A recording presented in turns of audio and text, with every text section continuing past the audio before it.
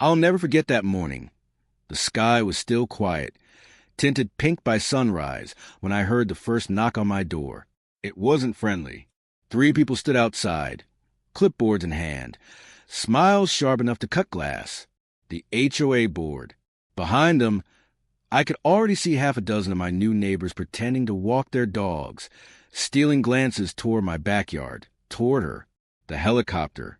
Now, before you think I'm some reckless guy parking an aircraft in a residential area. No, I followed every regulation, every zoning code, every line of legal text. I built a small, private hangar and landing pad on my 3-acre property, all permitted, but that didn't matter to the HOA. They'd already made up their minds before I even moved in.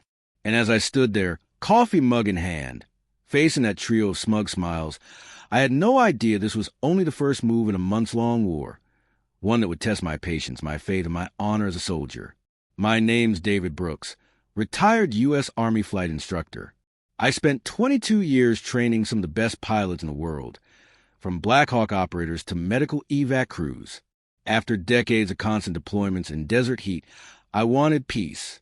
My wife, Rachel, and I found this little neighborhood outside of Austin, Texas. Quiet, gated, perfect for families, the real estate agent said. We thought we'd finally found home. But I noticed it the first week. The looks, neighbors slowing down when they saw the open hangar, someone snapping photos when I was unloading gear from the chopper. And then came the first letter. Dear Mr. Brooks, the presence of an aircraft in the community violates our aesthetic standards. Please remove it within 14 days to avoid penalties. I laughed. Aesthetic standards? The helicopter wasn't even visible from the street. I called the HOA office, got transferred 3 times, and finally reached someone named Linda Carver. She introduced herself as the president. You could hear the authority dripping from her voice. Mr. Brooks, she said, this is an air base. We expect our residents to respect the community image. I explained calmly that everything was permitted by county zoning laws. But Linda didn't want to hear that. She ended the call with a sharp, we'll see about that. By the 2nd month, the HOA had made me their obsession. They fined me weekly for noise disturbance, even though I hadn't flown once since moving in. They sent letters claiming my hangar violated color harmony. And every time I left home, I caught whispers, there goes the wannabe pilot. It got worse when one of them, a guy named Greg, started a group chat among residents called Keeping Our Skies Clean. They'd share photos of my property, call my helicopter a rusting eyesore, even make memes mocking it. Rachel begged me to sell it, but that machine wasn't just metal and blades. It was history. I trained pilots on that bird. It was part of who I was. So I ignored the hate. I focused on rebuilding my new life, volunteering at the local airfield, tutoring young flight cadets. But the HOA wasn't done. One afternoon, I came home to find a city inspector waiting at my gate. He said he received an anonymous complaint that I was flying unregistered aircraft over homes. I laughed, opened the hangar, and showed him dust covering the helicopter's blades. It hadn't moved in months. The inspector apologized. I'm sorry, Mr. Brooks. Someone's clearly trying to cause trouble. Yeah, someone named Linda Carver. By month 4, they'd turned my piece in detention. My mailbox overflowed with warnings, fines, and urgent community concerns. Then came the stunt that changed everything. It was a Sunday. Rachel and I were having coffee when we heard laughter, loud, mocking, coming from the street. We stepped outside and saw them.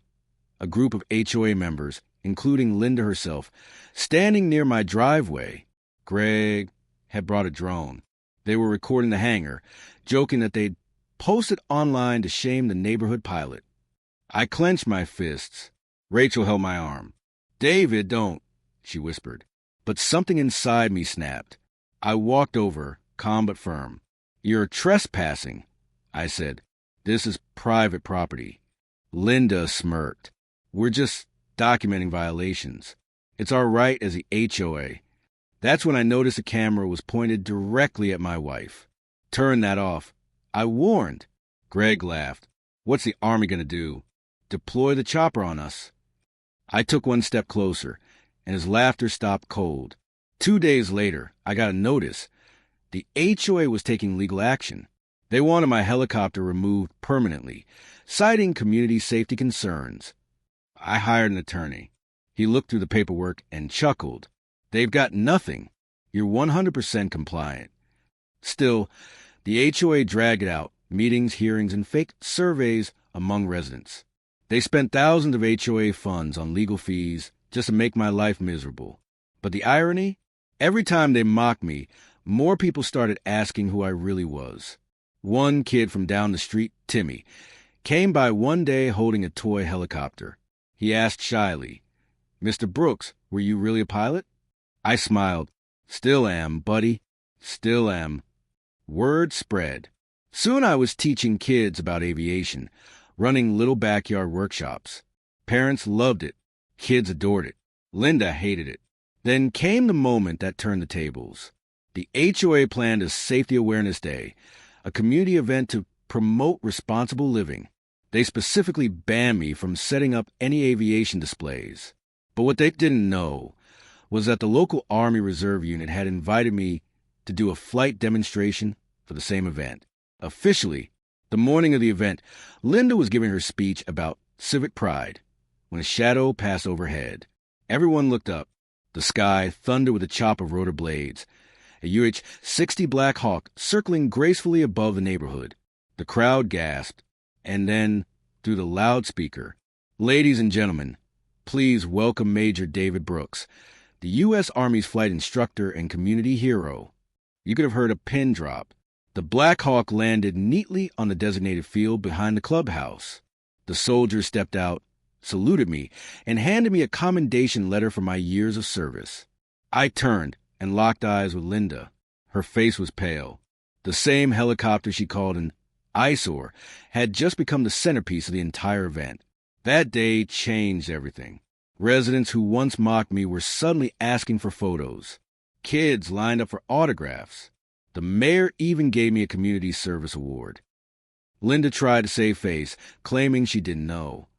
But screenshots of her emails and fines started circulating online. Within weeks, she was forced to step down as HOA president. The new board apologized to me publicly and even asked if I'd host annual flight safety seminars. I agreed on one condition, that the HOA amend its charter to include an exception for veterans displaying or maintaining military memorabilia or vehicles on their property. They agreed unanimously.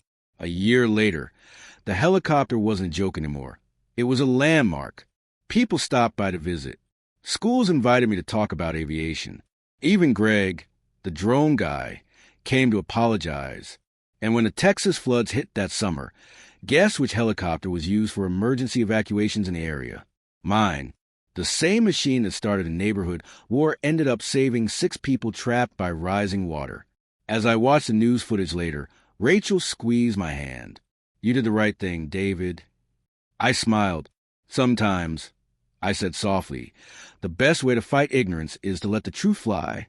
So yeah, the HOA mocked my helicopter. They called it a nuisance, a violation, even a threat.